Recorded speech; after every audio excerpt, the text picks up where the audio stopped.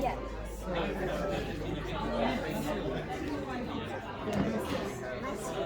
I wasn't messy. All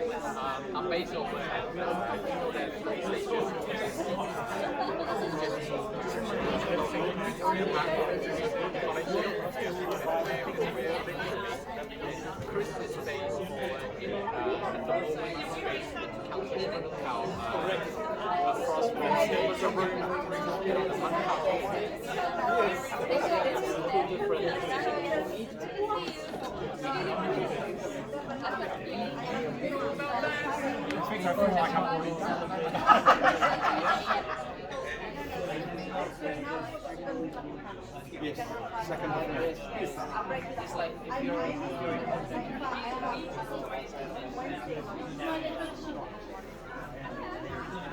I've got a class eating space for you can be there.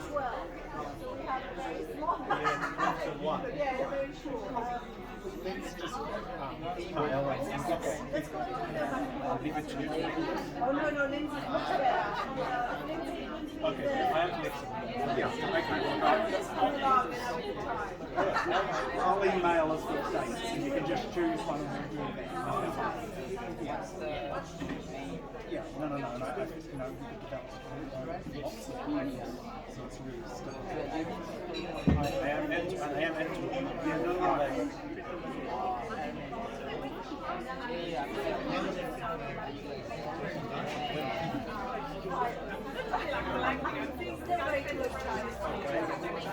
So when we get our paper to be going through his entry and entry format, inside the entry. Different times we do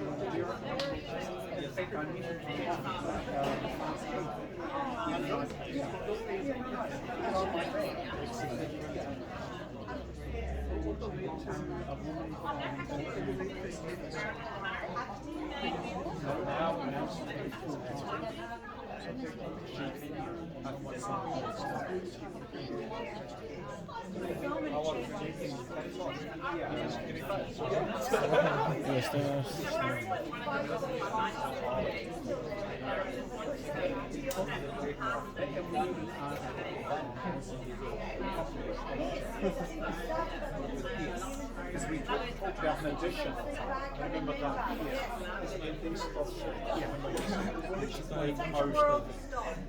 I am into it more and more. Things that Premium mesaj çıkmaz mı? He? Spotify'da çıkabiliyor. Nasıl çıkıyor? Bende çıkmıyor. Premium. Yani yarım saat sonra falan çıkıyor. Şunu da ceplerini açmam şunu.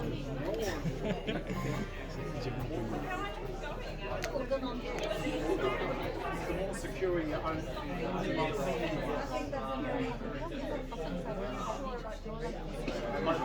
myself. We were drinking in the shower. This is on the bright side. No, I don't. I'm much happier now. I know who I am much I can what we want. Yeah. I think I could be because you know I'd be 45.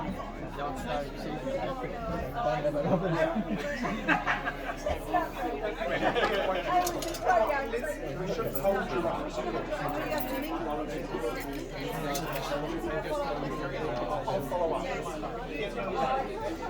so much for the invite.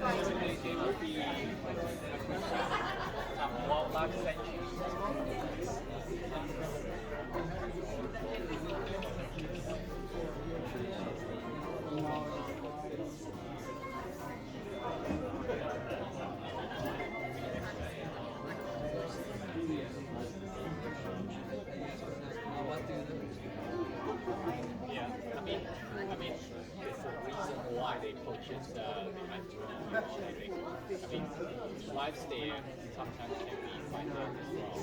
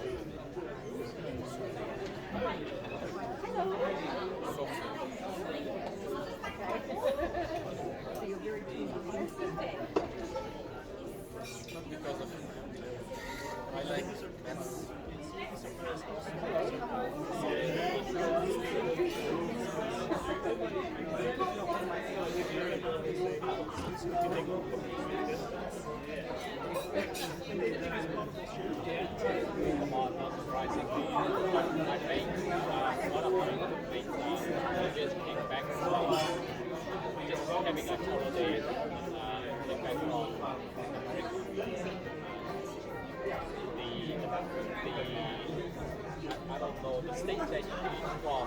I think that's I think it's quite diverse and the quite one when she was there with her husband.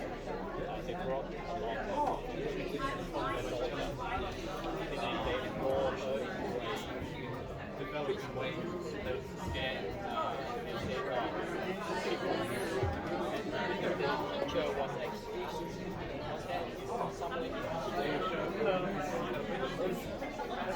and then so he did that apparently according to her husband said you're not going to enroll our kids here. Went to another school.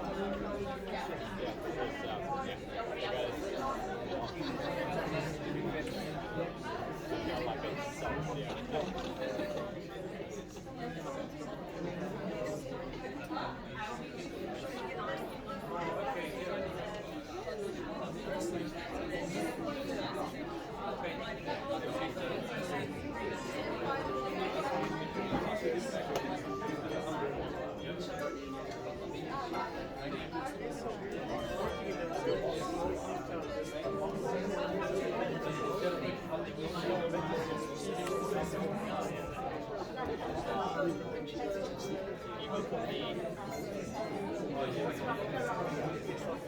I'm from Malaysia.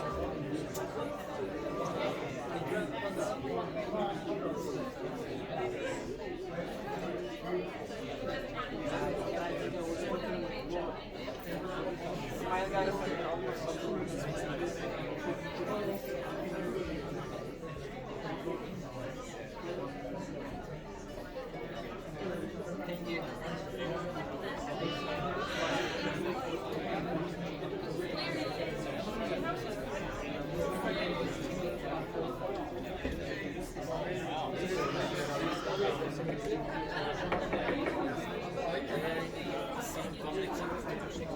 We have fun. Benim yanıma Japonca bilen birini koyayım da yeter.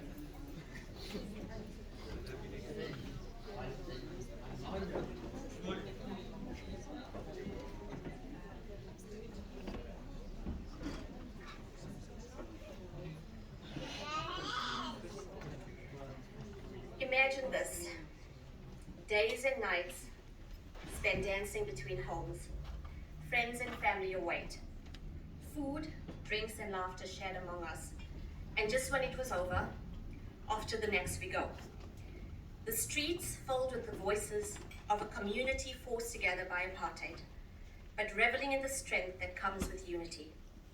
Generations of families sharing the same roof, with uncles, aunts and cousins just a few streets away. This was my South Africa 30 years ago. The streets of Johannesburg lined with giant trees that gave shade to the many workers passing by. The evening adhan or call to prayer, signaling to everyone that the day and the fast was over. Children reluctantly leaving their games and retreat inside. Fathers rushing off to the mosque, and mothers welcoming everyone to the dining table for a feast worthy of a king.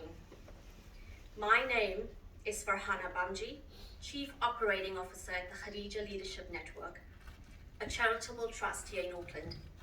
I am a business owner, a mother, a South African of Indian descent, and as of 6 months ago, officially a Kiwi. Khadija Leadership Network is a proud partner of the Pearl of the Islands Foundation, and it is my pleasure to welcome you on their behalf to the annual Diversity and Dialogue Iftar dinner co-hosted by AUT and Pearl of the Islands. I greet you with the customary Muslim greeting of Assalamu Alaikum, or peace be upon you, Kia ora, and Sani Bonani. The past couple of years have brought some of the most challenging times for us. Families and friends kept apart, childhoods and retirements disrupted, workplaces deserted, and human interaction reduced to video calling and elbow bumping. It is indeed an honor to be among you all this evening, celebrating our renewed freedoms. In the words of Barbara Coloroso, there's something profoundly satisfying about sharing a meal. Eating together is one of the oldest and most fundamentally unifying of human experiences. I would like to start this evening's program with an acknowledgement of our beautiful country, and I would like to acknowledge the original owners of the land we are meeting on. I acknowledge the elders, past and present, and pay my respects to the Maori community of New Zealand. We will begin tonight with the karakia, followed by the call to prayer, which signals the end of the fast. Dinner will be served thereafter, and we will continue with the program about 45 minutes later. We will do a quick break for dessert around 7 p.m. and hopefully conclude this evening by 8. In the event of an earthquake, please drop and hold. If the fire alarm goes on, the AUT staff will be around. Please follow them through the emergency exits and across the road to the meeting point. Bathrooms can be found down the main stairs to your left.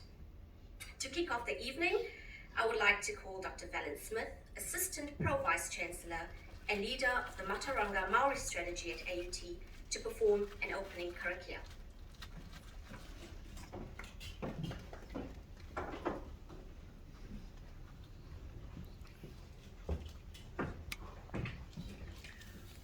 Tēnā tātou katoa te whānau. Kia karakia tātou. Kia tau ihoa no te tauwhirotanga o te wāhi ngaro e pai ai tēnā hotahi a tina wairua hoki. Werohia te manawa ki ngā mātāpo no te tika o te pono me te aroha. Uhia maira ko te wairua tapu hei pueru mo te iwi mō mātou. Hei pueru mō mātou kia whai oranga, kia whai hua ki ngā take kei muia mātou. Nō reira tūturu whakamaua kia tēnā. Hau me hui e, tāi ki e. Kia ora te whānau, tēnā koutou katoa. Welcome. Nau mai hara mai ki tēnei whare wānanga o tātou, kia koutou. Pearl of the Islands Foundation, e mihi ana kia koutou katoa, e mahi tahi tāua ara po AUT me koutou. Welcome to our whare wānanga AUT University. I don't want to carry on too long because I've been given 4 minutes. I can't go over time, but I will talk about what the significance of karakia. And for me, karakia is essentially a metaphysical moment of divine kinship. And the reason why I say that is because one of our revered via Rose Petty would often say, we are merely spiritual beings having a physical experience. And so karakia therefore is an opportunity for ourselves to come together to have a physical experience, but we're all spiritual beings from our own different backgrounds and so on. And indeed, from Te Ao Māori and Mana Whenua, we practice karakia to be able to connect with others. So it's wonderful to be able to connect with everyone in person and not in a Zoom call or a Zoom conference or anything like that. So it's really good to feel everyone's wairua, and really like to welcome everyone here today. The last thing I'd like to want to point on is fasting. So in Te Ao Māori we have this thing called noho puku. And noho puku is fasting, and it just reminds ourselves of the purpose of the kaupapa. Why are we here? Why are we doing the noho puku? And a lot of it is to connect to the celestial realm, to our gods and so on. So to everyone who are noho puku and who are connecting with themselves spiritually and beyond, e mihi ana ki tēnā o tātou. I would ask Kylie to come and sing a song. I don't know if we've run out of time or not, but I'll start us a song, maybe she can join me.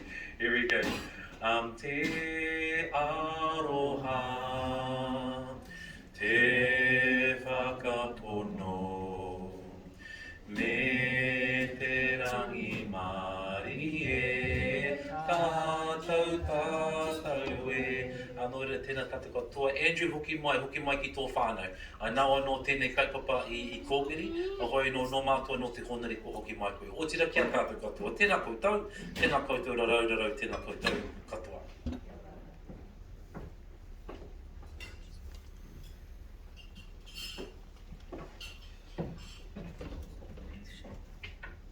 Thank you, Valence. That was beautiful. It is our great honour and privilege tonight to welcome faith and community leaders and distinguished academics representing the many schools and universities from around New Zealand. Thank you for being here this evening. Pearl of the Islands Foundation is a non-profit organisation that centres itself on interfaith dialogue, education and humanitarian activities. They were established by New Zealanders of Turkish descent in 2006 and work widely to acknowledge diversity and increase social cohesion.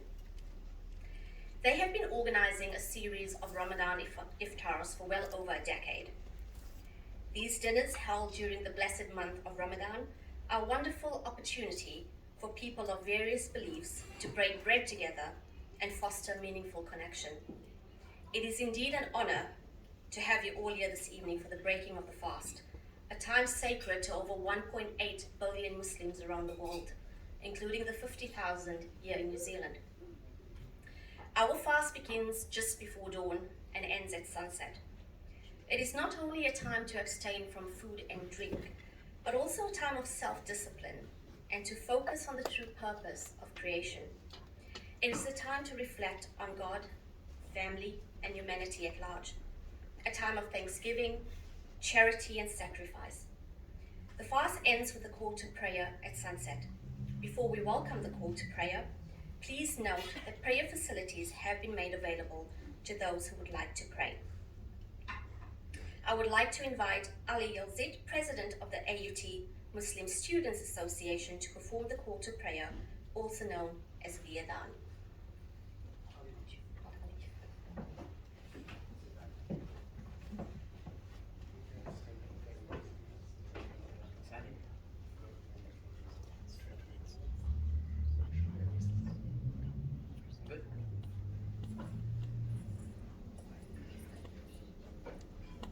Bismillahirrahmanirrahim. Assalamu alaikum wa rahmatullahi wa barakatuh. Peace be upon all of you.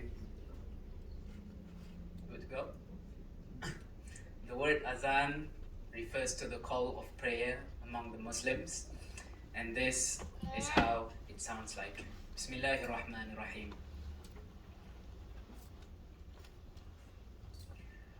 Allahu Akbar, Allahu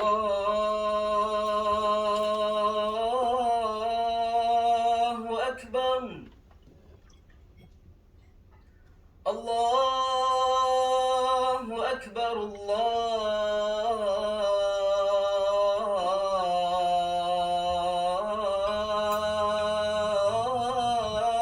Akbar. أشهد أن لا إله إلا الله.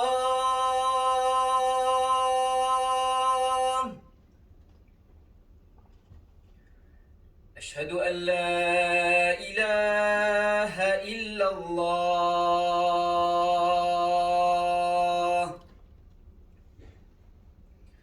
أشهد أن محمد رسول الله.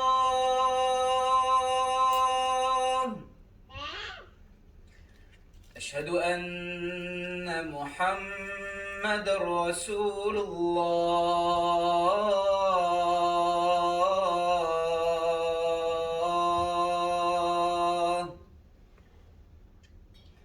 حي على الصلاة.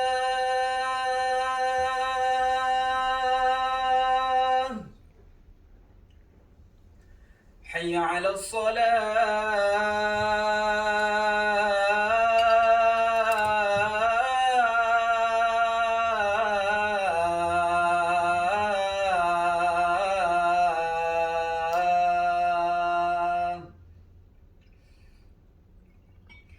حي على الفلاح.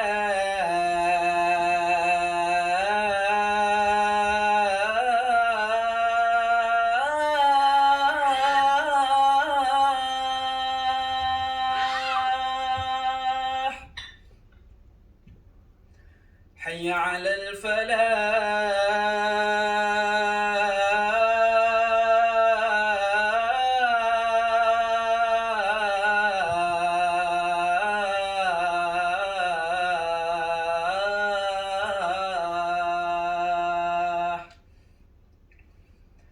الله أكبر.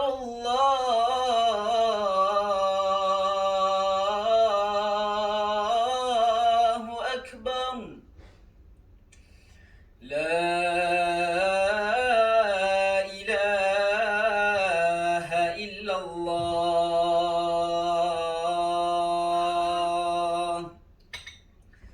السلام عليكم ورحمة الله وبركاته. Kia ora.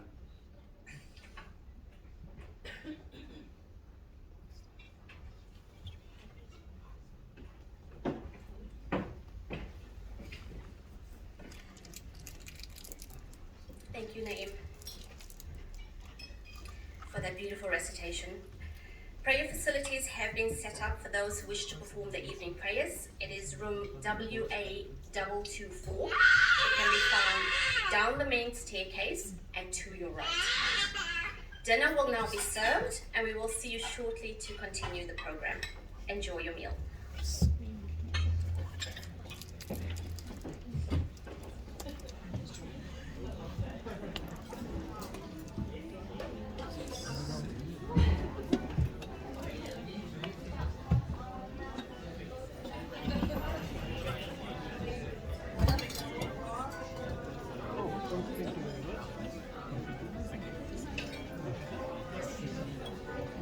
During the Iftar, there are a lot of events like this for people to gather in unity and share.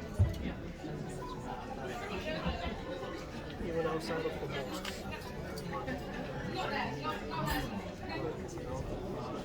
It's my first time doing it.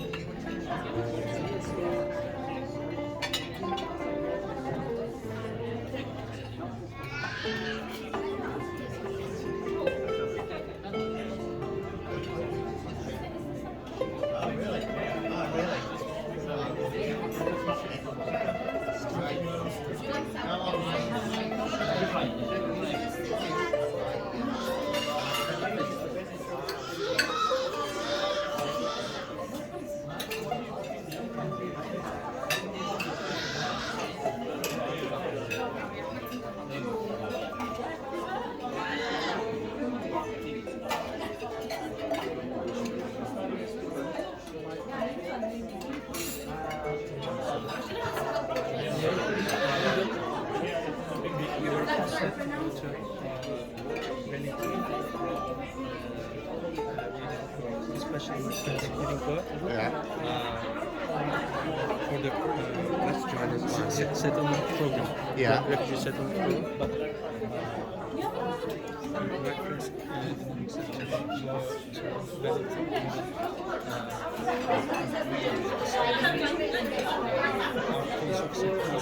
I would like to stay here. It will be great because my friends are here. They certainly will provide the same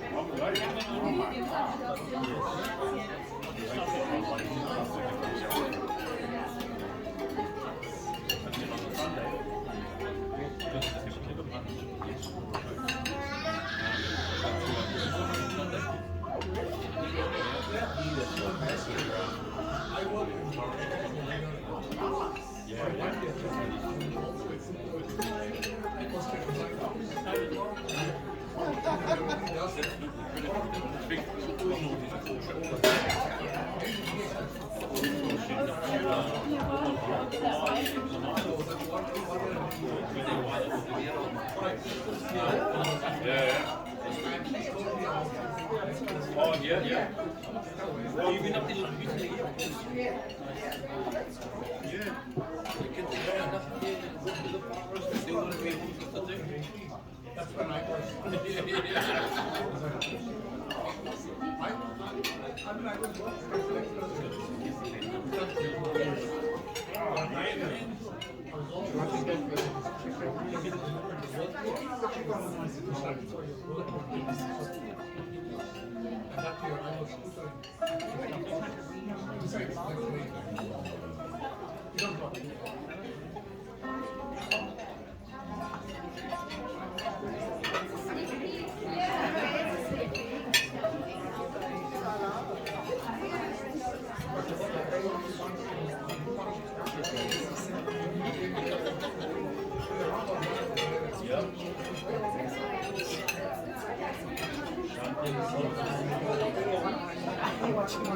I know, I'm like, hide the baby, hide the baby. Your eyes are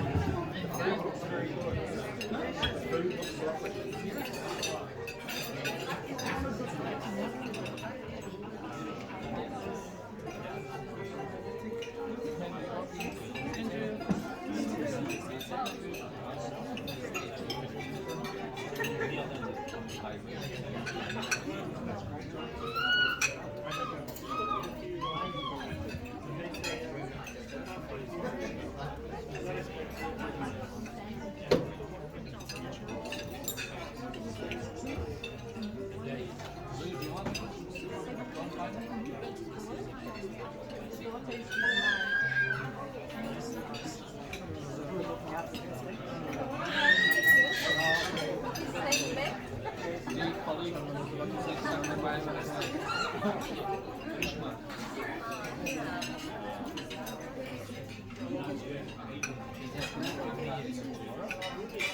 this time, our childcare center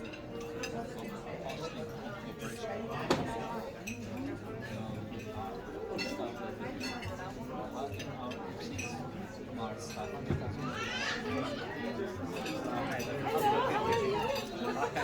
Sorry, very late. That's hard to find.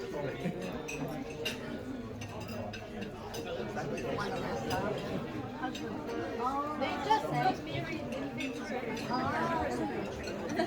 Alright, thank you.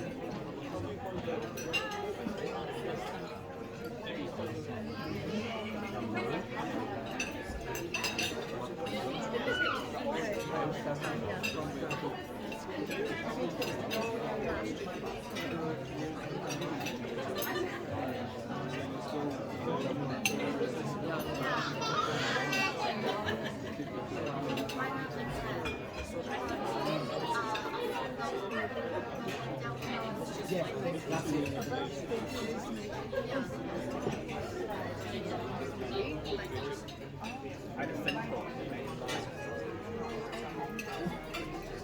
I'm from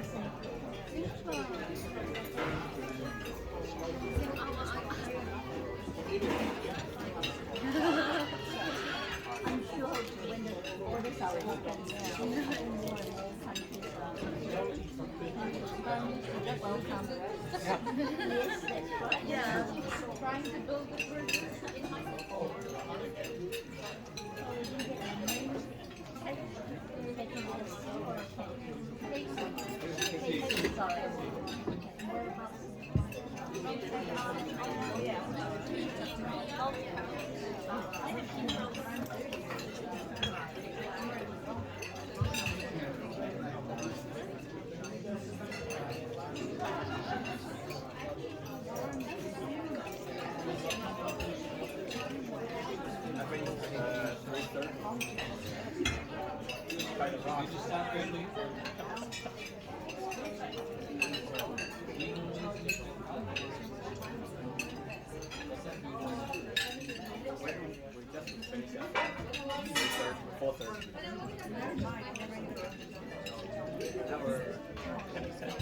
Now we're doing over time.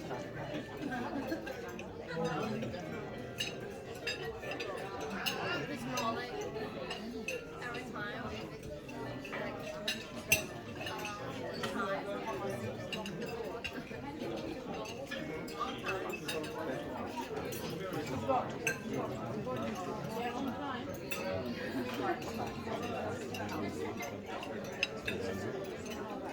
The company doesn't want to pay us.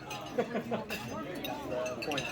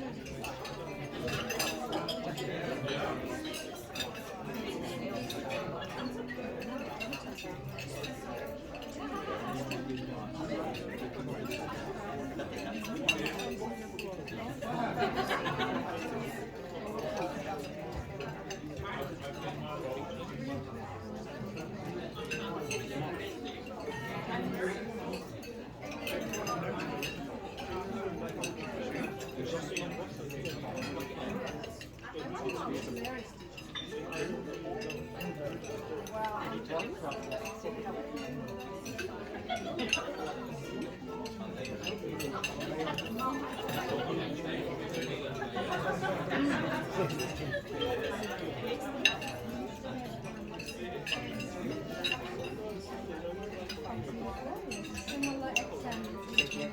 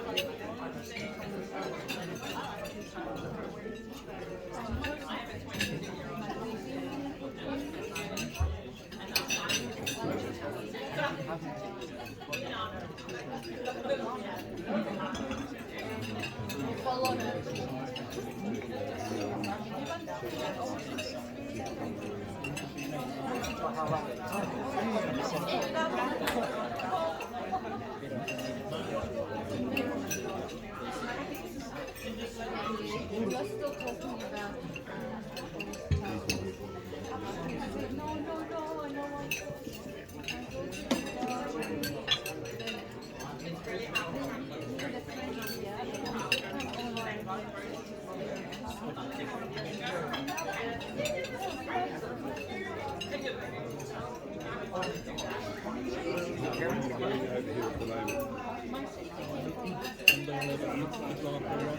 Inside security, I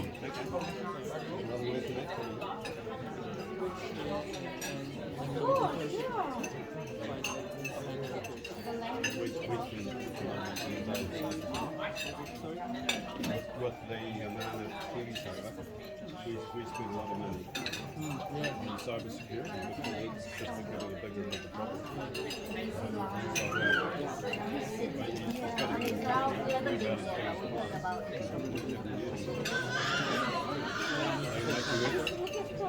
What's going to make you rich?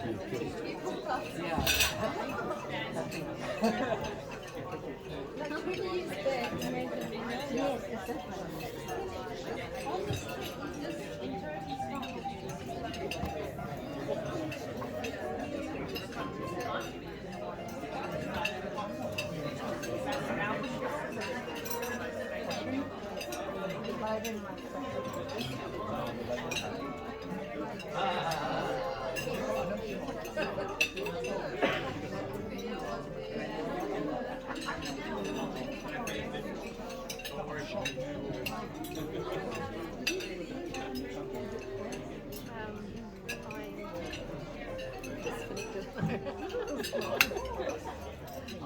the AOT amount of them supporting me last year and working on some strategies on how we can sort of incorporate some diversity and better support for them within the industry.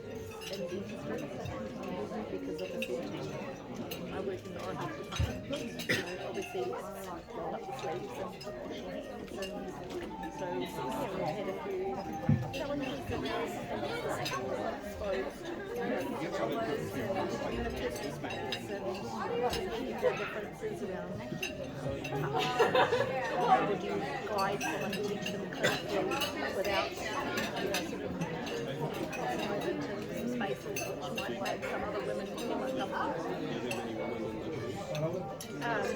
Large majorities, yeah. We focus on cover and taken 90% of the different would be men.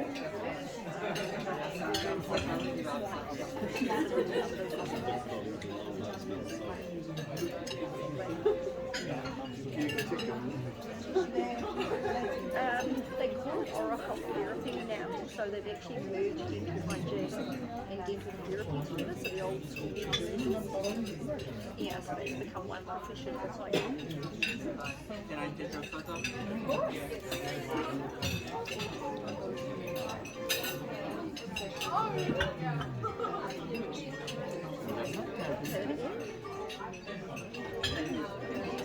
Thank you. Can I take your photo? I think the staff are quite shortish at the moment, and I don't know why. Oh, I mean, it's reasonable. Is that what it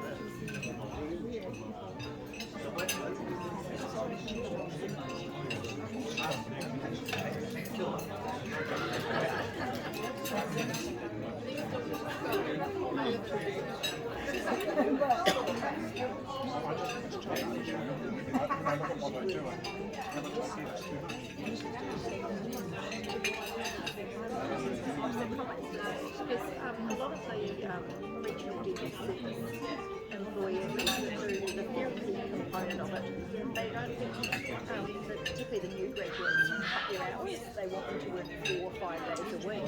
So for them to be able to work as my dentists, I can pick up Saturday morning work or evenings.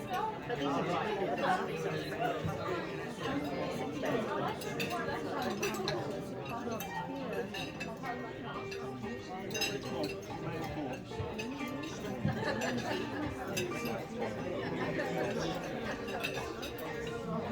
Because immediately this came to me and said, yeah, you want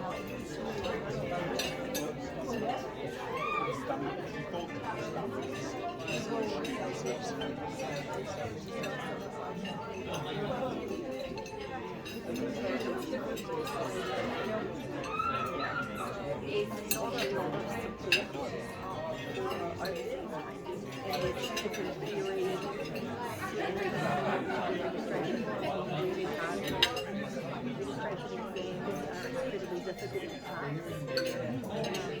So we get policies that come through into our therapy program because it's just probably cheaper in some ways to do the degree than it can be to do the exams.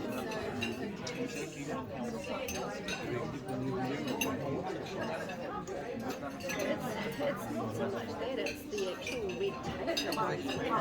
It's the bureaucracy that's the problem.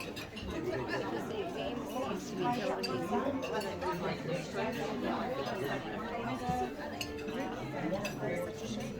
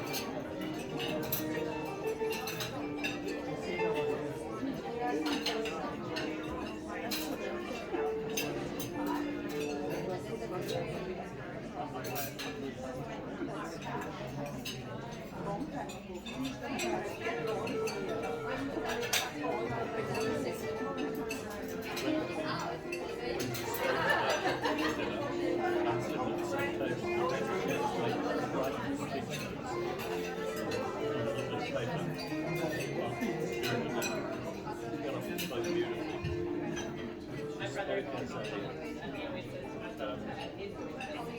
publishing graduate.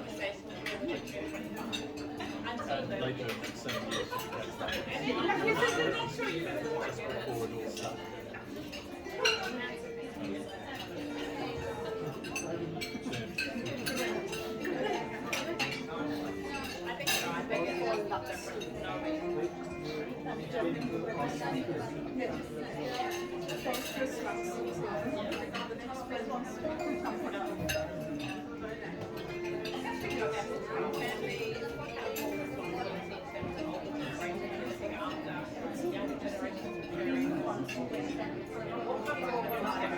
I know. This comes to the pink house, top floor of the building.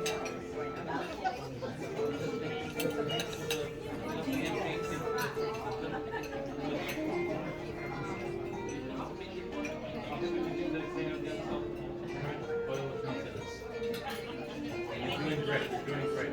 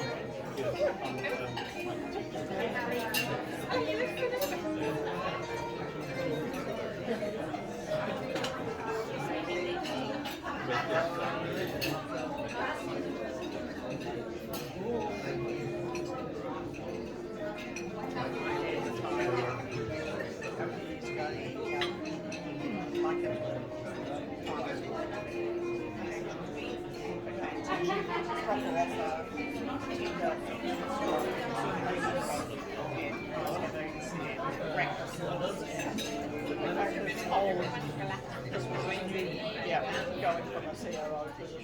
Yeah. Having a new diary to keep up with. Gave some structure to it. Yeah, I've written up the bed quite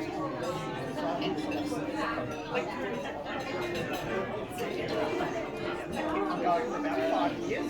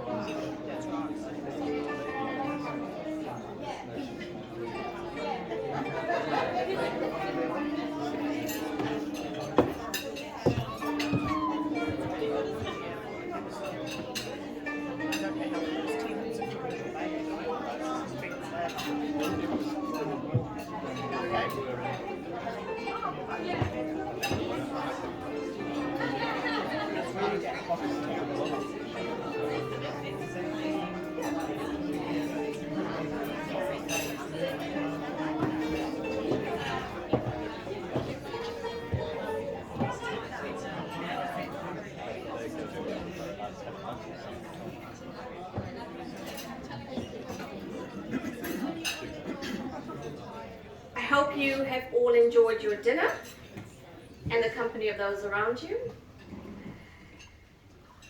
The Quran was revealed over a 23-year period, and revelation started during the holy month of Ramadan. Muslims regard the Quran as a culmination of a series of divine messages that started with those revealed to Adam, regarded in Islam as the first prophet, and continuing with the scrolls of Abraham, the Torah to Moses, the Psalms to David, and the Gospel as revealed to Jesus. About 25% of the Quran's verses are concerned with narratives of prophets or other figures from Jewish and Christian tradition. These characters, imagery, and literacy devices feature prominently in the Quran, including stories of angels bowing before Adam and the revered Virgin Mary and the miracle birth of Jesus. It also makes more reference to the prophets Abraham, Moses, and Jesus than it does to the prophet Muhammad. I would like to invite Naeem Yassim, again, to the stage for the recitation from the Holy Quran.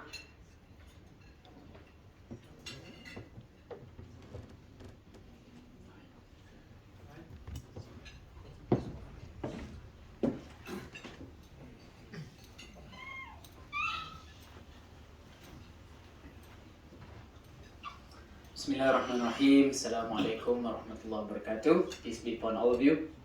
Inshallah, I'll be reciting from Surah Ali Imran, verse 100. You may refer to the slides for the translation. أعوذ بالله من الشيطان الرجيم.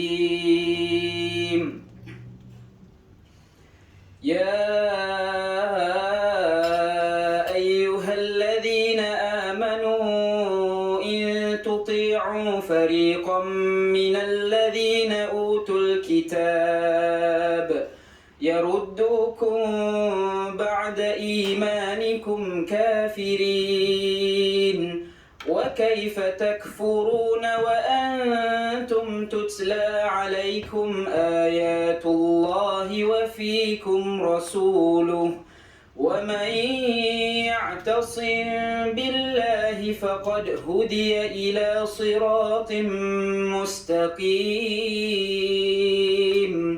يا أيها الذين آمنوا اتقوا الله حق تقاته ولا تموتن إلا وأنتم مسلمون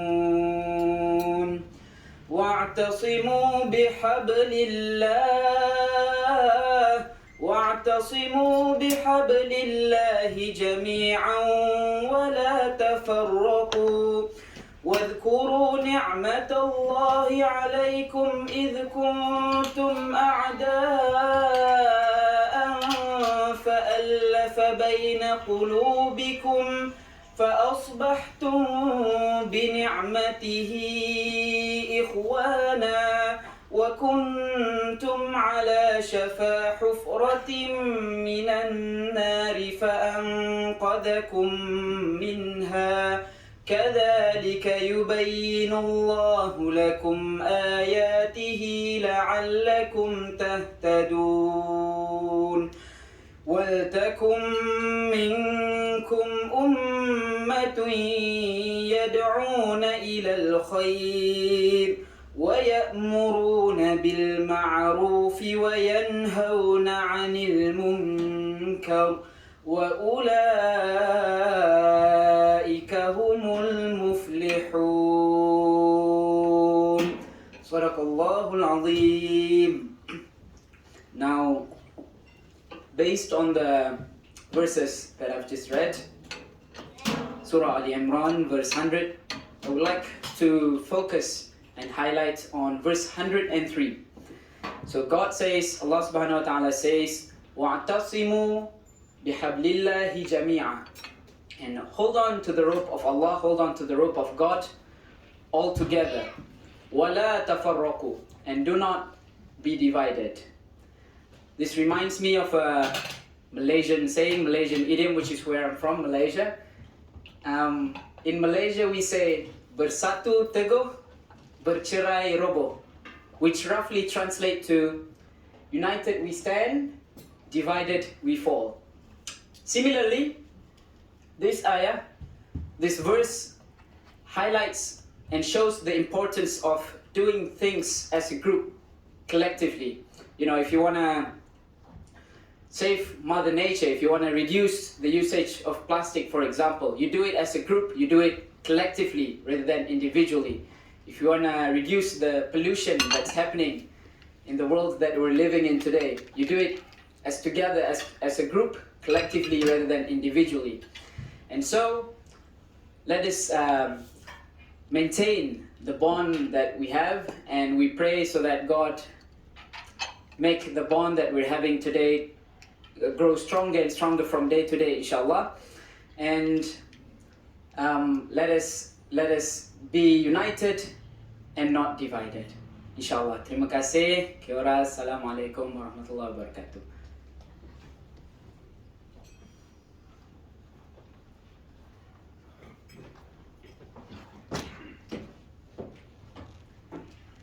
Ladies and gentlemen, these dinners are hosted to bring people of various backgrounds together with the purpose of connecting.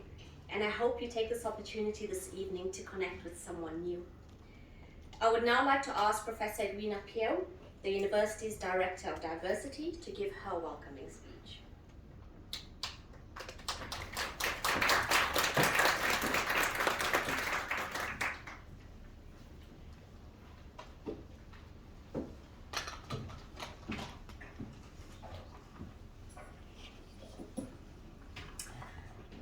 Nau mai hare mai, tēnā koutu, tēnā koutu. Ina iwi, ina maunga, ina awa, ina mana, ina rio, ina karangatanga maha, tēnā koutu katoa. Bismillah ar-Rahman ar-Rahim. Nau mai hare mai to all the guests and people of the heart. I'm Professor of Diversity, Edwina Pio. I'm also University Director of Diversity and on the University Council. I bring you warm greetings from our Vice Chancellor, Damon Salesa. He wasn't able to be here today, but he sends his warmest wishes for this event. And the gentleman, Dr. Valence Smith, who did the karakia at the start, is part of our VC's office. New Zealand is an extraordinary space based on heritage, shape-shifting, transformative policies. and AUT is part of its fabric. With Manaki Tanga, AUT staff and leaders center their efforts on supporting students, advancing research, and caring for one another during exceptionally challenging circumstances. And we have a number of our staff and students present today, so a very warm welcome to them. We are first in New Zealand for our international outlook and currently have 1,033 doctoral students. We have 16 schools, 5 faculties, many research centers and institutes. Our university has New Zealand's most diverse student body. Students from many countries around the world, despite not having as many international students as we like to because of the borders. We have 100,000 alumni, around 14,000 students, and 2,401 staff. AUT holds true to its deeper origins, where for over a century it has been a place of accessible and transformative learning, a place of opportunity, a place which aspires to both equity and excellence through fully engaging with deterrity and anchored in the culture and whenua where we stand. In responding to our place in the world, part of AUT's strategic direction, we have hosted Iftars over many years, and this year is no exception. Ramadan is not here to change our schedules. It is here to change our hearts.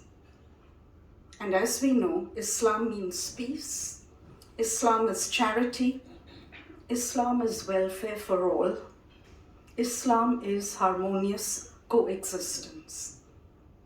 March 15th is seared in our minds and hearts. It has this year been declared by the UN General Assembly as International Day to Combat Islamophobia. Many years ago, I had the privilege to present at a conference in Istanbul, or Constantinople, the pearl of the Christian Byzantine Empire.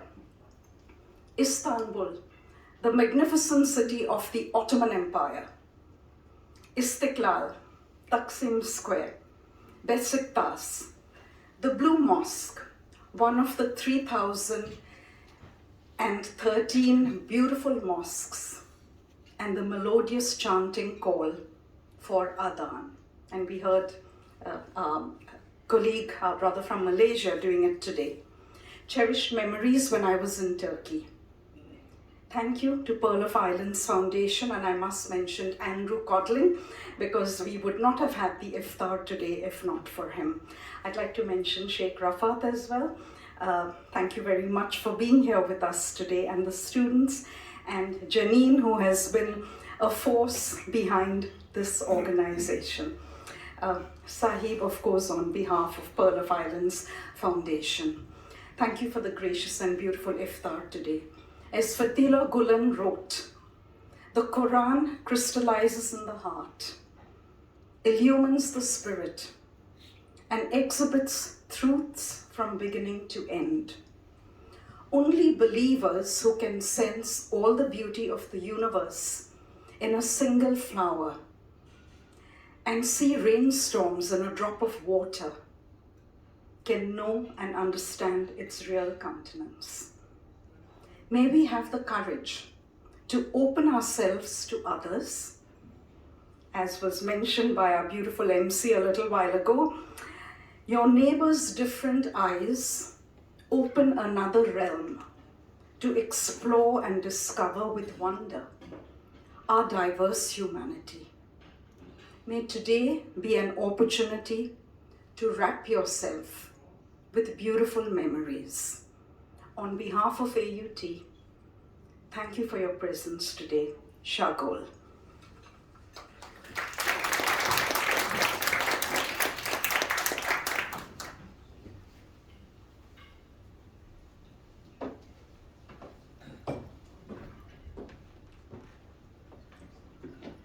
Thank you, Professor Pio.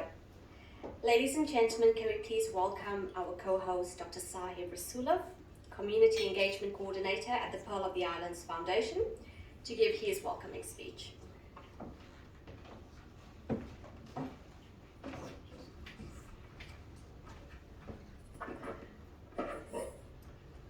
Kia ora koutou. Hello everyone. Assalamu alaikum. Peace be upon you. Here at AUT, especially after Professor Edwina Pio, also I'm doctor. I feel myself here after the lecture in an exam. So, so yeah, it's a bit exciting. So, I would like to begin by acknowledging the traditional owners of the land on which we gather, the Maori community of New Zealand. Distinguished guests, ladies and gentlemen, I would like to welcome each and every one of you to this Diversity and Dialogue Iftar dinner. On behalf of the Pearl of Islands Foundation, it's our pleasure to co-host this event together with Auckland University of Technology. That we do this for many years. I would like to acknowledge our co-host, Professor Edwina Pio, University Director of Diversity. We appreciate her work. She did a partner in this program. I would also like to acknowledge our keynote speaker, Sheikh Rafat Najm, a Muslim chaplain at AUT. He has done tremendous work at AUT and outside of AUT in pursuit of friendship and social cohesion. We are looking forward to hearing his presentation soon. I would like to acknowledge Dr. Andrew Codling, former head of Vice Chancellor's Office. I acknowledge our guest, Mrs. Adrienne Cleland, Deputy Vice Chancellor at the University of Auckland. And I acknowledge all academics, community leaders, and every one of you. You all make this Iftar dinner more memorable and more enjoyable with your presence. I also acknowledge our MC for tonight's MC, Mrs. Farhana Bamji. It is great to be able to gather together and share a meal with good company. For Muslims, Ramadan is a time for connection. This connection has an inner dimension where one evaluates where they are in life and their relationship with their Creator. There is also an outer dimension, a connection that reaches out and binds us with the wider world we live in. As we are social beings, we yearn for companionship, whether to spin a yarn or to share our innermost feelings. We do not seek to be alone for too long.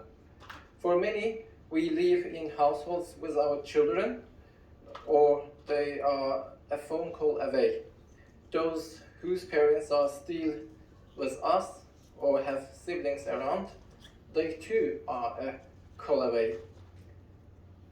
For others, the loss of a loved one during this period, whether it be through COVID or other means, leaves a huge hole in their lives. They are reminded about the precious value of life. Every precious individual has a place in society and has a right to express their views.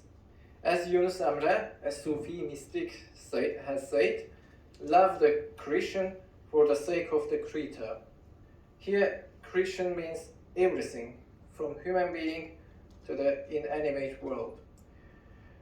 For it is out of love and respect for the Creator that has become an axiom to deal with those around you, and a lens to view life and the challenges that come your way. Mainstream humanity shares similar hopes and aspirations for themselves and loved ones. a world where they can live to their potential, be respected and accepted amongst their contemporaries. Difference. Having a different perspective is healthy when it leads to advancing society on issues that are troubling us. Difference is a reality. Differences have existed from the beginning of the time and will continue till the end. It is when this difference becomes a point of division that it becomes dangerous. Treating difference with respect and listening with an eager ear to learn, to augment on our understanding of life is priceless. This is possibly the modern prescription for the ideal global citizen who draws energy and information from their environment to raise themselves to a higher level of self-awareness. We don't always agree with our loved ones. At times they challenge us or even irritate us with their words or actions. But we find a way to look beyond these moments and look to build a life together that brings out the best of each other, so that we reach new frontiers. We have each other's back.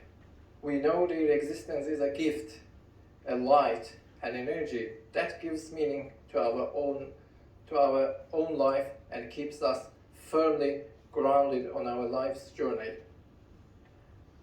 The time we have together is precious. Their life is precious. Our lives together are precious.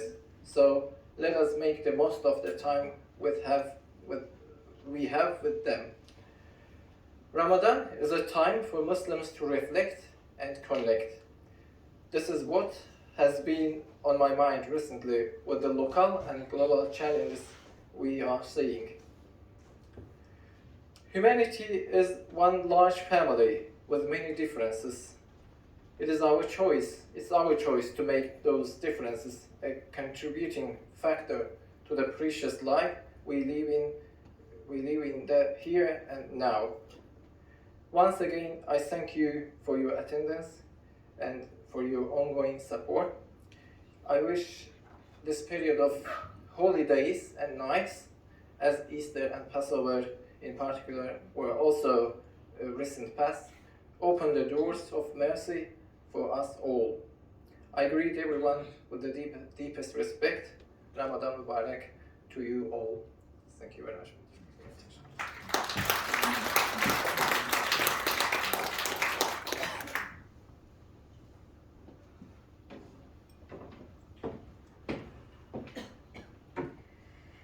This evening is not only an opportunity for new friendships to be formed and existing ones to be strengthened, but also a time to share experiences.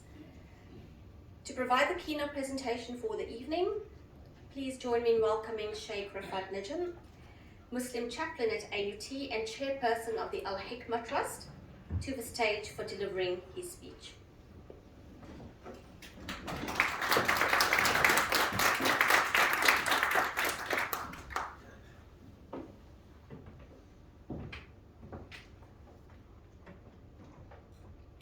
Good evening and Assalamu alaikum wa rahmatullahi wa barakatuh. About 10 years ago, I was in Samoa visiting a beautiful country. And then in my way back home here in New Zealand, I had to just ask the officer at the airport about something. And the answer of the officer was nodding with his head and raising his eyebrows. So I asked him, can I do this? And he went like, and I was wondering, what does that mean at the time? Wasn't sure whether that was a yes or no. I asked him, and he said that means no. No. Communication. Communication is the key to a very good dialogue, and a good and interactive, honest dialogue is a way for sorting a lot of our problems as humans. A meaningful, interactive exchange between people of different groups, social, cultural, political, and religious, who come together through various kind of conversations or activities with a view to increased understanding. This kind of dialogue sorts out a lot of our conflicts as humans. Many problems at the moment around the globe could have been sorted out through dialogue rather than wars. In wars, everybody is in loss, especially in this very modern time where we became like a globalized village. What's happening in Russia, Ukraine, is impacting our food prices here in New Zealand and in other parts of the world. Thank God that we are quite far away. And this geographical dimension gives New Zealand quite a distinction, or make it quite special. We're quite far. Hopefully we're not going to be involved in wars and problems. And we are also far and away with people of the land, having that concept of diversity and multiculturals allows us as people who reside in New Zealand to have a more honest interaction and an honest dialogue that leads to a better life. And I think in this cause, New Zealand is quite very special compared to the rest of the world. But do we think that dialogue make or cause a loss of identity? Dialogue can be an enlightening and even transformative human experience, which can foster a deep understanding and appreciation of one's fellow human beings without undermining one's own religious and cultural identity. I don't need to lose my identity, my cultural and religious identity, to be part of a dialogue. Actually, this is going to enhance such identity as I'm going to work on the commonality with the different parties, which is going to bring a more rich discussion and better reality for all of us. We have a spiritual dimension for dialogue. As Muslims, we communicate with God on daily basis. And the communication is not within a temple or a place of worship only. It is beyond that. It is a lifestyle. Dialogue with God would include in worship system, or meaning in Islam, to know, to love, to obey. We cannot love God without knowing who God is. And then once we know the beautiful things or the beauty of God, we would love. And this is going to lead to obeying, which is understanding on a human level. It also encourages us, or Islam encourages us, to establish beautification of the world and building, not abusing the world. And this is another pillar of Islam worship system. A worship system in Islam is not only prayer or even fasting, which brings a lot of goodness into our life, but also it is about beautifying the whole world. And last but not least, the third pillar of worship system in Islam, which complete that dialogue with God, is serving. So as a Muslim, I need to serve not only humanity, but the worlds. It's described in the Quran in a chapter that we keep reciting every now and then in every prayer, Al-Alameen, the worlds. Everything apart from God is Al-Alameen, so I'm supposed to serve every Alameen, or every part of this creation. We have been created naturally in a way to communicate. Our face resembles, and the expressions enable us or fit us quite well with communicating and creating a dialogue.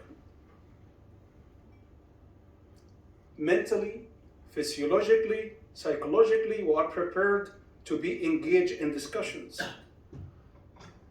And we need to get into discussion and dialogue. The Quran says that I have created you from a male and a female, and made you into tribes, made you into tribes and nations, so you get to know one another. Not to fight, not to kill one another, but to get to know one another. Getting to know one another will create a kind of understanding and appreciation of each other, even if we differ in our point of views. the benefits of dialogue are huge. It can have great external benefits, fostering respect, trust, and solidarity between the different religious and cultural groups, allowing them to collaborate in addressing shared problems in the context of our increasingly diverse societies, of the constant intercultural contact of the global village, and or the social, political, moral, and environmental challenges faced by humanity in the modern world. Dialogue actually is invaluable. Dialogue, since we are not referring to the theological discussions when referring to dialogue, what we are arguing is that faithful, whether they are Muslim, Christian, Jewish, or others, should have an attitude of openness to intercultural dialogue. Many religious groups, or some of the religious groups, would refrain themselves from dialogue because they would think that, and I include Muslims, some, and Christian, Jewish, they won't be included or they won't be interested in that dialogue because they would have the fear, or they do have the fear of being lost in that dialogue. But this is wrong, because the dialogue is not about theological ideas in fighting way. It's more about that theological understanding where we can work together after the discussion to work on a common goal, i.e. working for the environment, to protect the environment we live in. The environment doesn't know a Muslim, Christian, Jewish, atheist.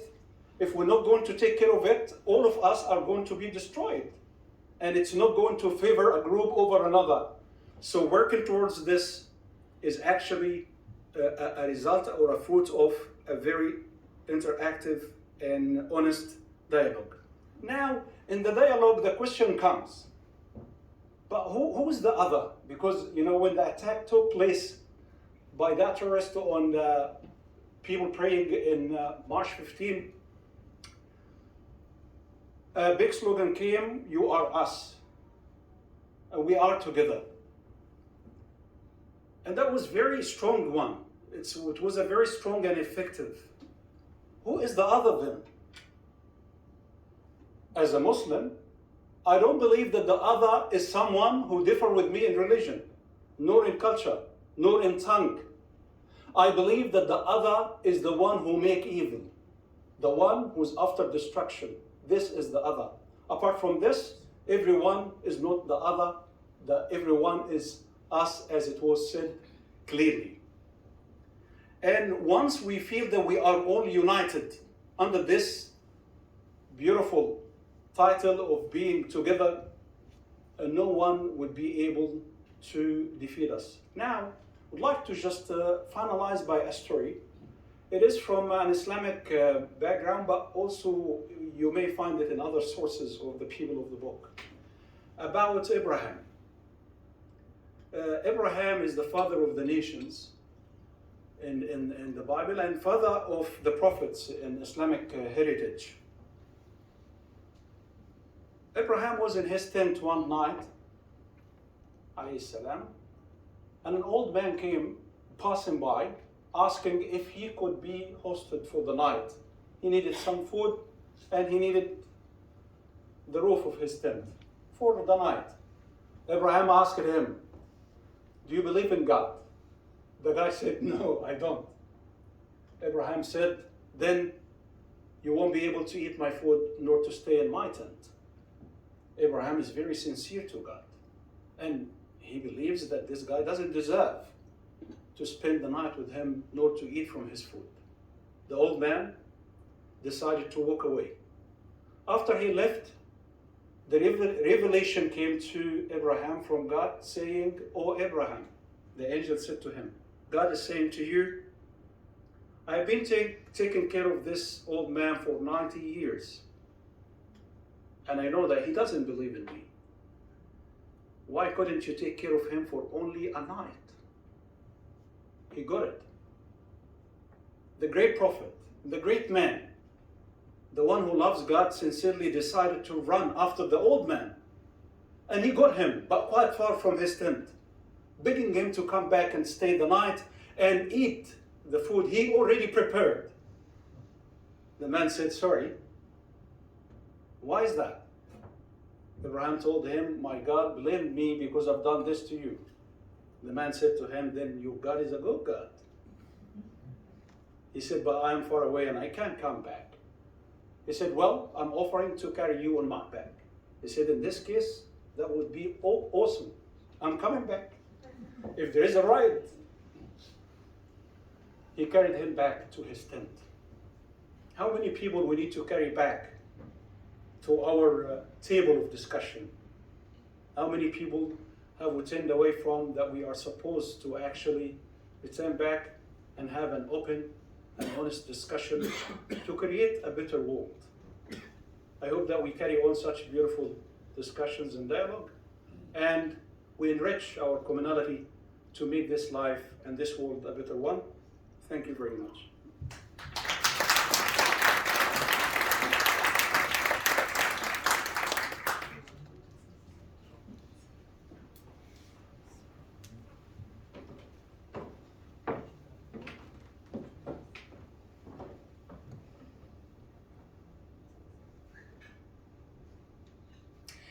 Sheikh Rafa, thank you for inspiring us with your words of wisdom. I would like to invite Professor Farooq Bali, Chairperson of the Pearl of the Islands Foundation and Professor at the School of Economics and Finance, Massey University, to present Sheikh Rafa with a gift of appreciation.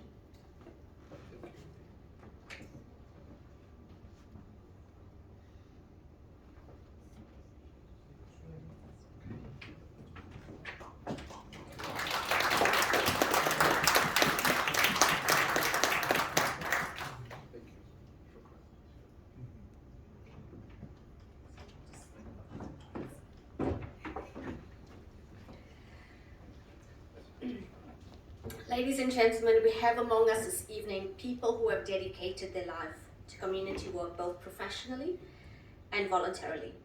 Pearl of the Islands has for the last few years presented the New Zealand Public Service Award. The recipient of this award is someone who has publicly supported, promoted, or initiated intercultural or interfaith dialogue to help build a cohesive society through engagement, policies, or political action. To present this award, can I call upon Ms. Pauline Cornwall, an advisory board member at Pearl of the Islands and the principal of Papa Toi Toi Intermediate School, to the stage.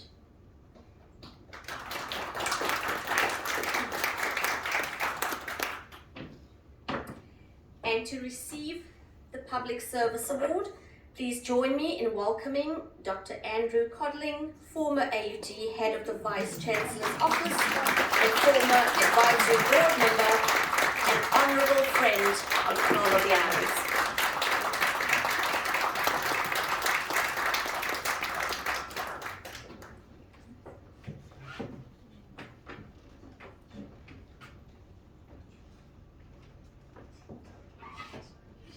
Congratulations, Sue. Thank you so much for your work.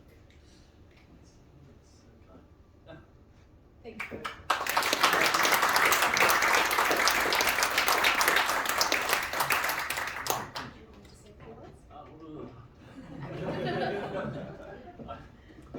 The words I say will be very few indeed, because I never in a million years anticipated this. So all I will say to all my friends and colleagues here is thank you. I've enjoyed, well, I've just retired from AUT and I had a wonderful time there, and there are many colleagues from the university here tonight, and it's lovely to see you. And I've also retired from Pearl of the Islands, so I haven't got anything to do at the moment. But as I say, I'm totally overwhelmed by this. I heard the lead up to it. I wonder who it's going to be. It's going to be someone really special. And it wasn't, it was me. So, but anyway, thank you, all of you, and everyone who had something to do with this. I'm very humbled and very grateful. Thank you.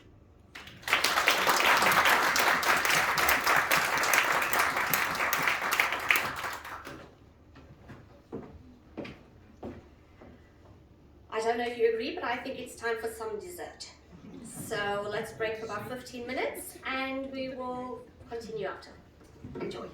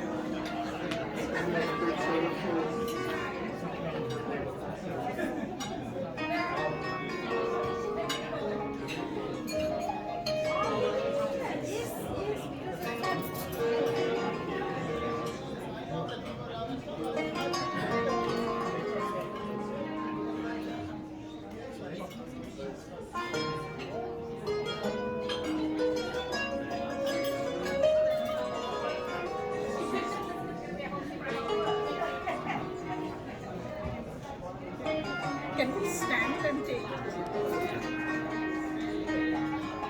Can we stand up and take? Okay.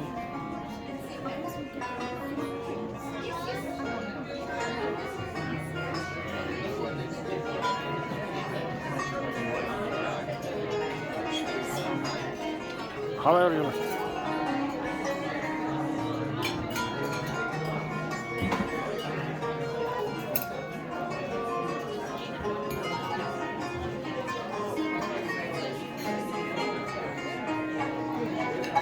One, two.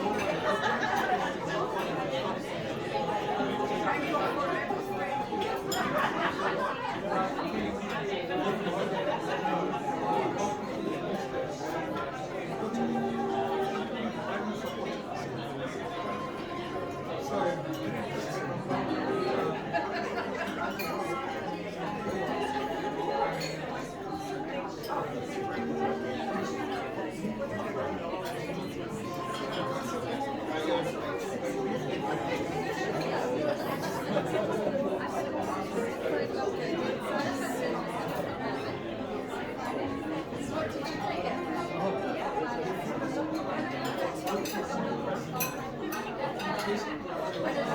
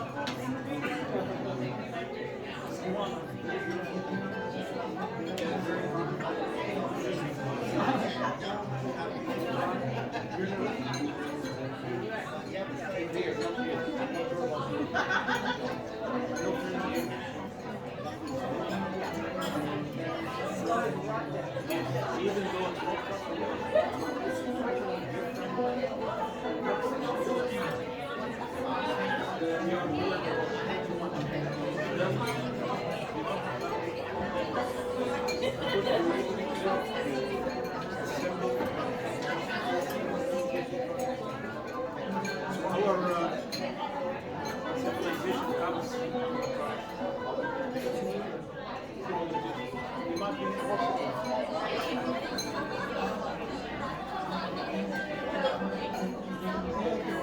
was very next to my friend. But lucky that I had a friend who married. They built it.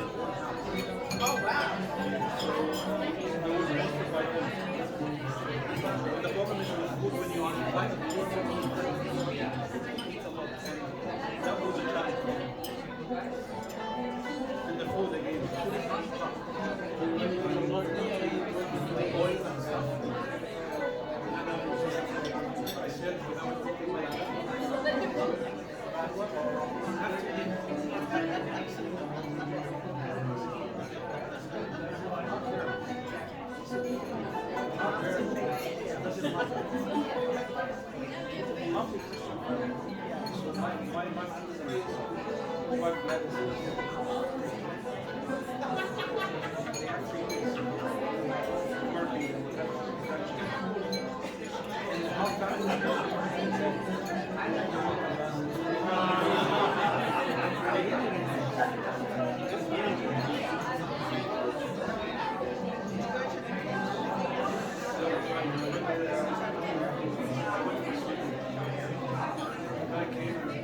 how much you need 10 answers with your car. So we took our snorkeling here. So you know what? You have only 10 minutes to give us like 45 minutes. The water at the back, the fish will go down the sea, which is under the cave. And this is very warm. One side.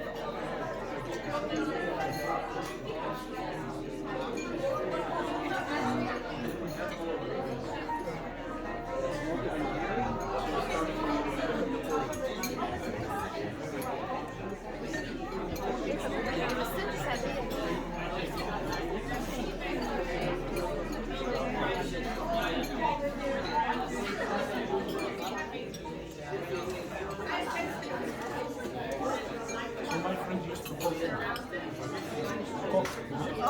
He's Egyptian. I said, guys, in Tonga, I couldn't say. I find it very difficult. In Tonga, I didn't find someone. I cooked once fish. But I found, and this is again about that, in terms of gastronomy and food, I found that the coconut syrup in the fish is very strange. Like, unable to, not even to smell. So our way of raising, the way we have been raised, that's us still live, I think, in terms of food, smell. We put a lot of fish, we made a honey. We put a lot of coconut milk. This is, I think, like, we usually put spice, lemon, you know, Mediterranean, Italian style. If that was Italian, I would have finished it. Very close.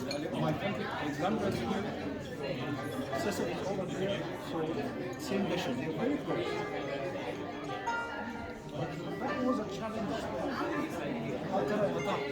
I found it very difficult for myself. And this I have. And the desert became another problem.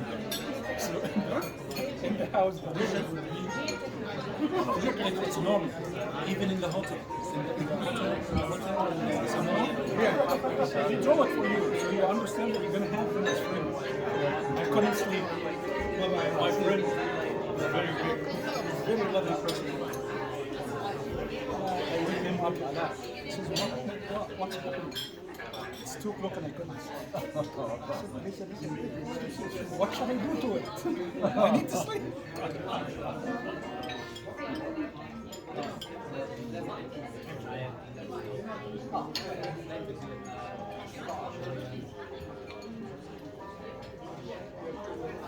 But the fish is delicious.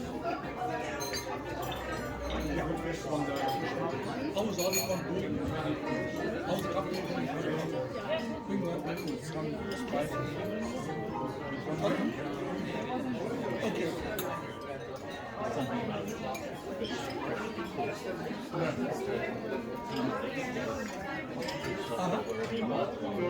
It's still nice. Okay. One of the good things here is you can eat fish, which is blackfish. You can see the fishermen coming making small market.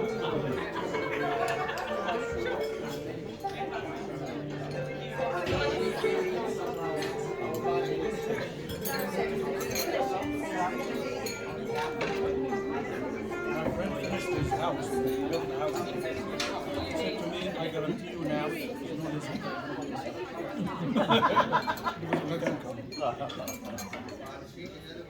Hope you've all enjoyed your dessert. I know that baklava was absolutely yummy. We truly believe in the shared experiences, and we have invited a few of you to share your thoughts on how we could work together towards creating a more inclusive nation. I would like to call upon first Dr. Janine Ivan, Chaplaincy Coordinator from the Talent and Culture team at AUT, to say a few words.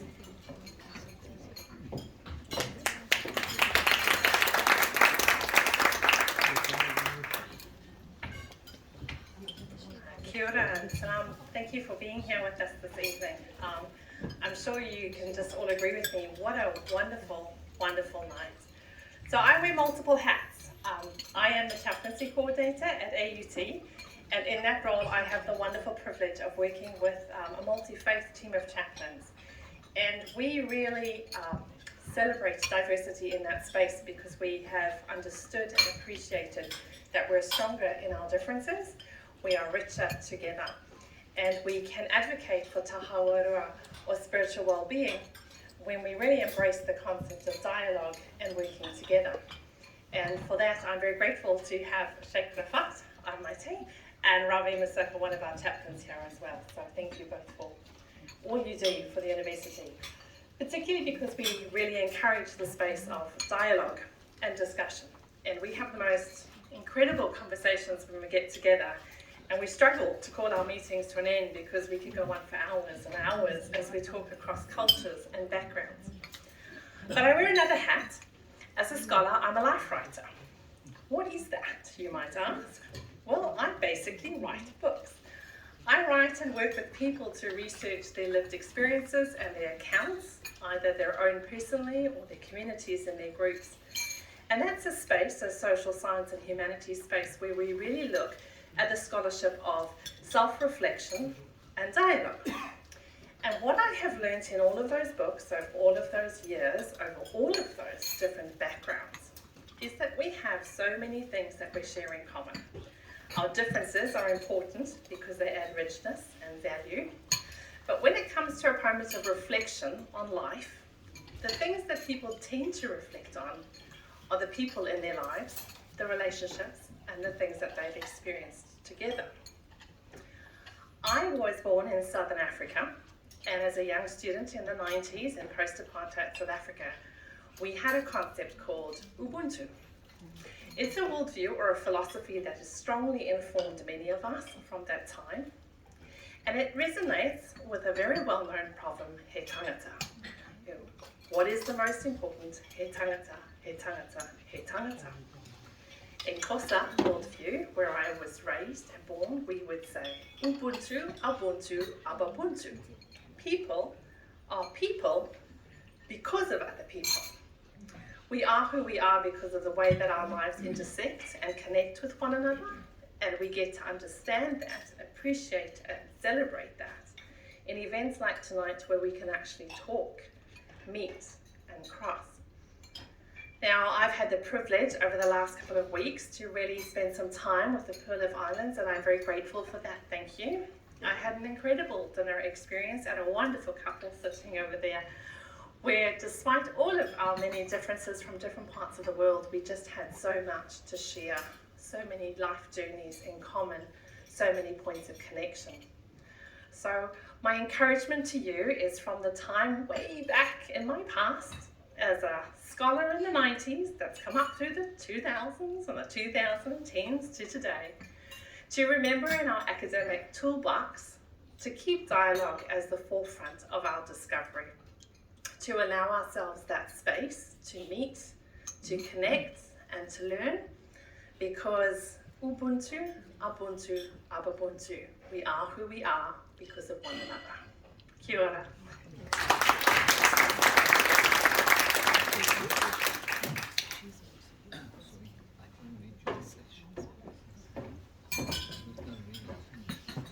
Thank you, Janine. I would like to request on behalf of AUT Student Association that President Sarah Yusuf to say a few more words.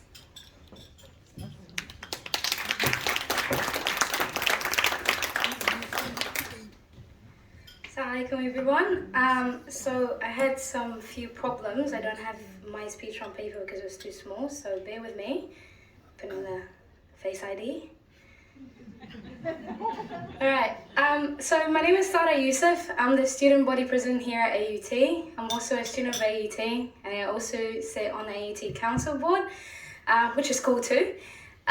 So I think about diversity very broadly.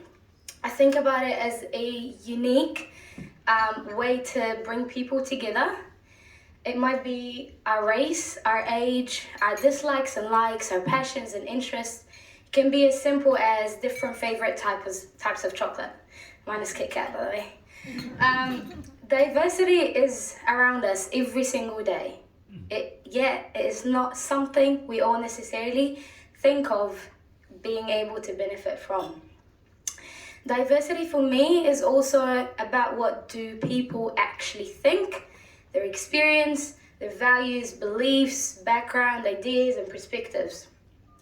So, what is it that people bring to the table? AUT for me brings people together who are different from each other. There is so much beauty in diversity. You might think something different from me, but it's this conflict of opinions and perspectives that lead to better outcomes.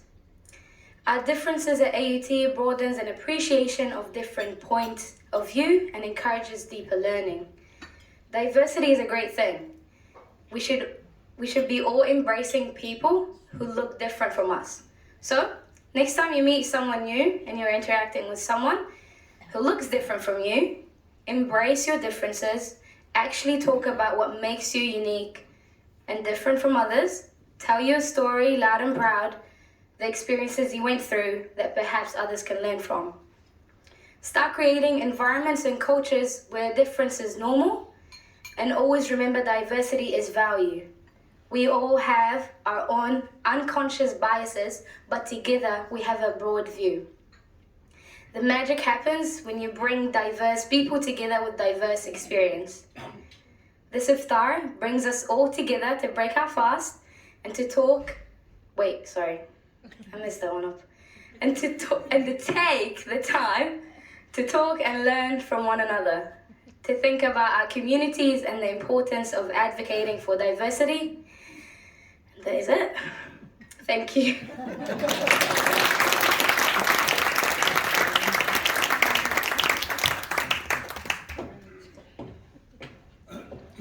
Thank you, Sarah. If I could now call upon Adrian Cleland, Deputy Vice-Chancellor of the University of Auckland, to say a few words.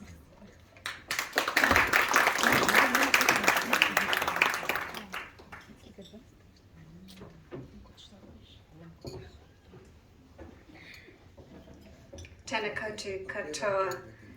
It's great to be here, and I first would like to acknowledge words of those already who have spoken. Professor Pio, it was wonderful to hear your speech today, Sheikh Rafat and Dr. Rasalov. I particularly enjoyed your reflections, and I think the story that will stay with me after this evening was that illustration from you, Sheikh Rafat, around who is us and who is the other.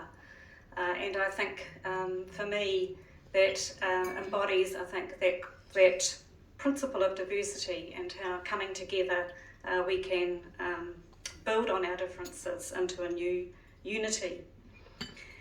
So congratulations to AUT and to the Pearl of Islands Foundation for this occasion and for this great celebration of diversity. I have most welcomed being here to share this with you. I also bring greetings from our Vice-Chancellor, Professor Dawn Freshwater, who would have liked to have been here, but she is overseas at the moment. I think the other reflection I would like to build on today, actually from some of the comments that Sarah has just made, is around the diversity of the student body here at AUT, and we heard that AUT is, I think from Professor Pio, the most diverse university. So the University of Auckland is similarly diverse, and when you think about those two populations together, there's something like 50,000 young people here in the middle of Auckland from all different backgrounds, from all around the world, and what a great opportunity that is for us really to bring that creativity from those young people together. It's an opportunity for us to help those young people through a transformative experience, to be better citizens and to make this world a better world. So I think that is a challenge for us, and it's been great for me to hear from AUT and from the Pearl of Islands Foundation, and really that this is, I think, a great foundation to build that unity and a better world from. Thank you very much.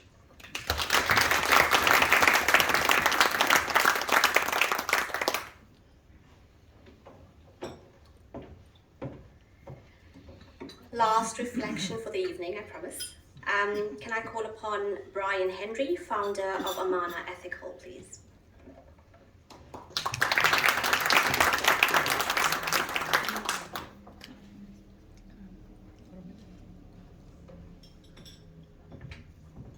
Good evening, Sheikh. Thank you for your speech, ladies and gentlemen. As it says, I'm the founder of, no, it doesn't say, I'm the founder of Amana Ethical. Amana Ethical has a long, deep relationship with PIF. Farouk is one of our original directors. Ashraf Chowdhury, who used to be the chairman of the PIF committee, seconded me onto it, and the challenge was to create a KiwiSaver that was strictly Sharia compliant and also complied with New Zealand law. And we worked it out, and Amana was born. So we apply for our KiwiSaver licence, and you have to go to Wellington to get your KiwiSaver licence. You go to an actuary at the FMA, and we go and see him. There's Claude Berto, one of our directors, who's Kiwi of Italian extraction, me, Kiwi of Scottish extraction, and we sit down, and he says, oh, this is a closed fund. Oh, what do you mean? Oh, just for Muslims? No. And he sits there, and he didn't say a word for 30 minutes, and 30 minutes silence is a long, long time with the regulator. Then he says, oh, this is just an ethical fund. And Amana Ethical was born. So it went from Amana to Amana Ethical. And as I said, by background, I'm a Scot Presbyterian, and I was running funds which lived to those expectations. The only difference between my fund and the Islamic financial principles was pork. We couldn't invest in pork. Everything else we were doing fitted together, because Sharia financial principles are very simply summed up. They have to be doing or making something for the good of humankind. It's that simple. But that is the mantra of our fund. So we go to the average New Zealander and say, oh, we're Amana Ethical or Islamic. Just like that, boom, faces go down. They won't listen, they won't talk. Sadly, after Christchurch, they're starting to listen. Starting to listen. But you're going up a long hill. So we've actually changed its name now to Always Ethical. We still have a minor ethical, we've got always ethical, active ethical, and audited ethical. The Islamic principle lets you actually audit your ethical mandate. No other ethical fund can do that. Why? Because over many, many years of scholarship, a group of dedicated scholars have sat down, studied the Quran, and studied what is good for humankind. And they have built up a series of rules. One of them is financial ratios. Now, why would Islam do that? It's very simple. Muhammad was a trader, and he believed a third on your ratios financially was what was good. Funnily enough, I believe the same through my Scottish roots. So all of a sudden it's low debt, businesses or real estate that are doing or making things for the good of humankind. And you can't beat that ethical mandate. Now, PIF has another tradition, and Andrew got caught by it beautifully tonight, which is they suddenly surprise you on things. Ashraf Chowdhury, when I first began working with PIF to set up Amana, invited me down to an Iftar dinner at Parliament. This was 2013. So that's right, I turn up, and I find it's an interdenominational faith one, and you've got the head of the Catholic Church, the head of the Church of England, and on it goes. Then Ashraf, halfway through, says, oh, by the way, you're speaking in 2 minutes. I thought, oh, okay. I'm not exactly the most religious of people, I've got my own ethics, but I thought, well, there's something I can say and people can take away. It doesn't matter what your faith is. It's as simple as this. Today you were judged for yesterday. Tomorrow you'll judge for today. Thank you.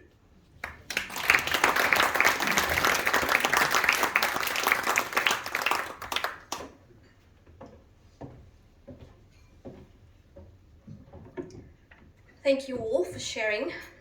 As we approach the end of the program, I would like to invite once again Professor Edwina Pio to deliver the vote of thanks.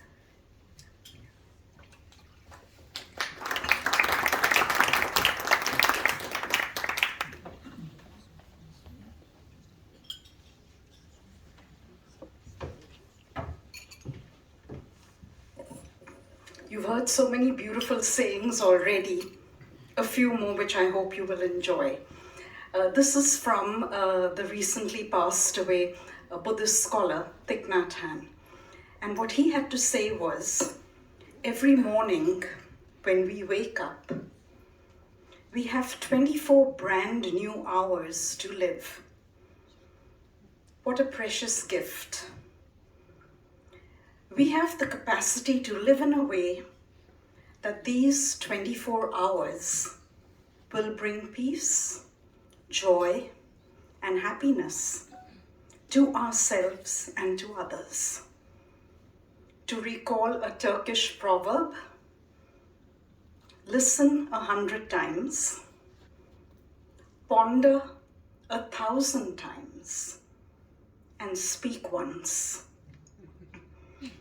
May grace seep into your heart and mind like the sun's gentle rays. And may your future be gentle and peaceful with beauty, Manakitanga, and Aroha. May we bring more peace and happiness into our world. And I'm sure that's what all of us at AUT wish for all of you special guests and for each of us.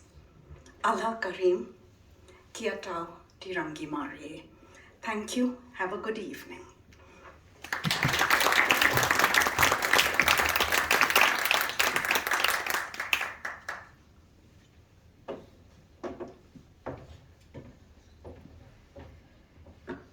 I would like to invite to the stage Mr. Yalcin Solak, the Executive Director of the Pearl of the Islands, to present a few gifts of appreciation.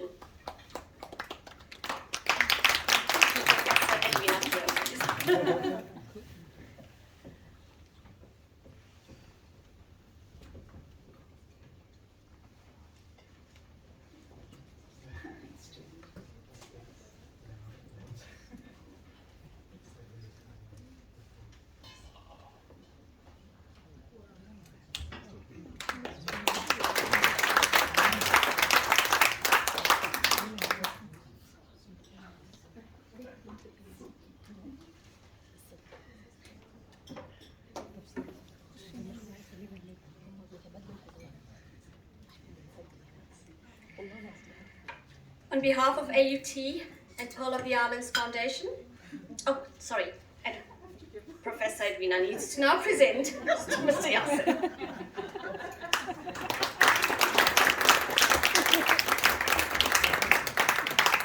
Thank you both. On behalf of AUT and Pearl of the Islands Foundation, I would like to express my appreciation to all of you for making the time to be here this evening. Your presence and your support encourages us to continue to promote goodwill and protect the freedoms and privileges we enjoy here in New Zealand. I wish you enjoyed this evening just as much as I did, hearing all the shared experiences, stories, and meeting a lot of you lovely people this evening. I wish you all a very good night, a safe trip home, and above all, I wish you peace. Assalamu alaikum. One thing we are missing, we have a gift for our MC.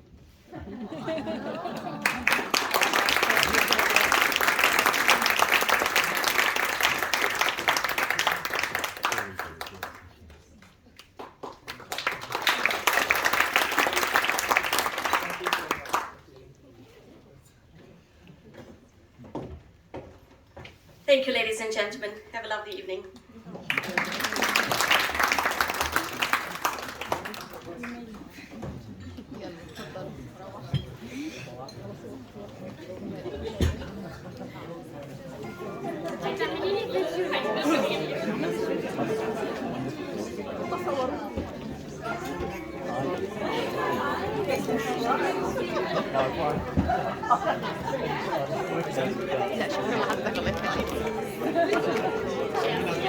أكيد يوصل إن شاء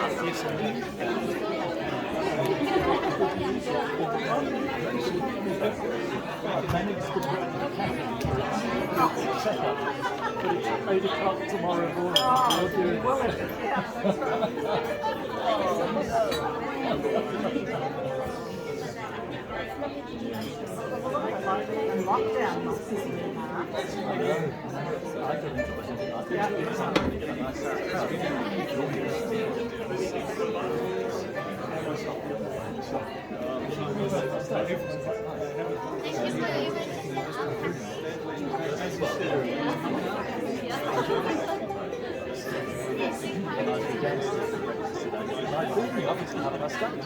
About the same.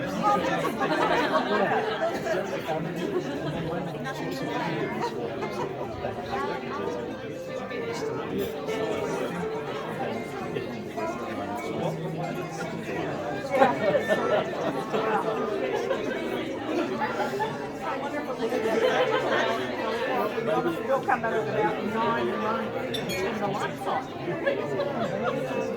No, because the same as you're not still the alarm and I'm still around the about the same time. No, it's not at all. The timetable is the same.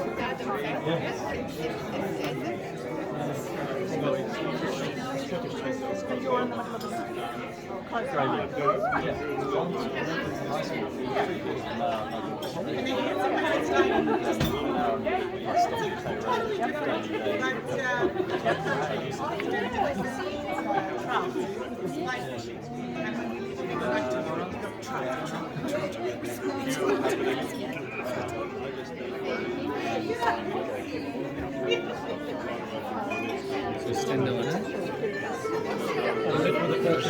Aynen.